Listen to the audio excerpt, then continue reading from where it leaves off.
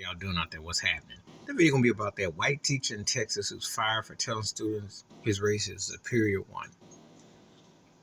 Two things can be right at one time. Yes, he should have been fired, and also yes, he went into that classroom thinking and feeling that. Just don't be dumb enough to say it.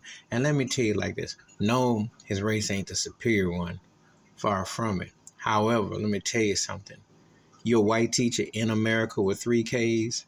You already know about institutionalized systematic racism in these buildings. I don't care if it's elementary, pre-K, middle school, high school, junior high. I don't care if it's college, vocational school, whatever school you want to call it. It's all white indoctrined and it's all geared for white students. Ivy League was considered white. Let me read it up. So all the rules and context have been created for white folks. So the white boy, he wrong and dumb to say it. However, he works in a white privileged society. So he feels it. He goes in. I've always felt that most of my white teachers felt that I was looked at black students inferior because they could dictate through a curriculum and a system, which let's not act like it was hundreds of years ago when black folks, it was illegal for them to know how to read.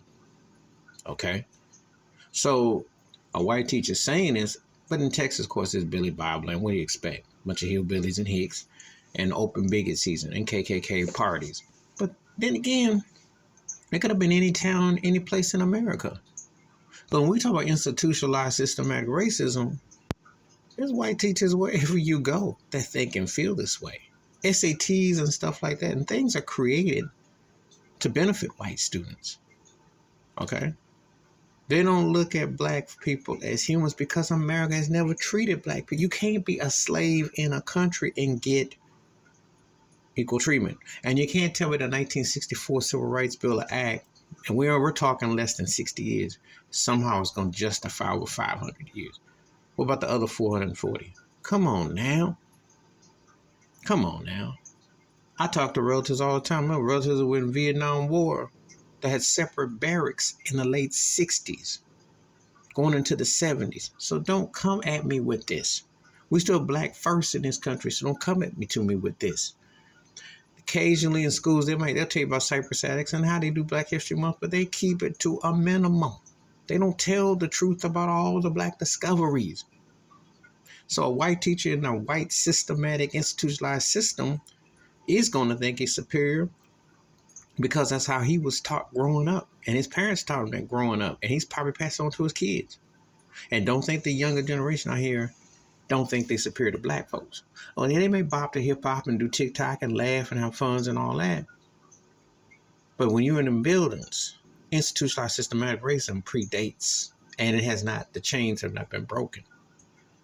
Because like I always talk about reparations and I talk about justification, white privilege is real. And these white teachers who don't get any background checks, white teachers are just like white police officers.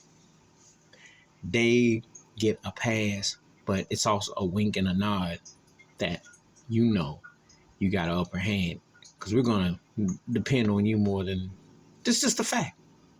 I make this not up. And unfortunately, two things can be right even though one of them is clearly wrong, but that is the country and the world we live in, which has been indoctrinated with institutionalized systematic racism. Please hit like, subscribe, welcome thoughts and comments, and I do respond. And please share the video if you want to. Wash your hands, keep your mind clear, watch out for another. And he ain't the only one. He was just dumb enough to say it. But a lot of them going in thinking that way. And the school system and America itself on a whole has provided that belief. And that's in the books.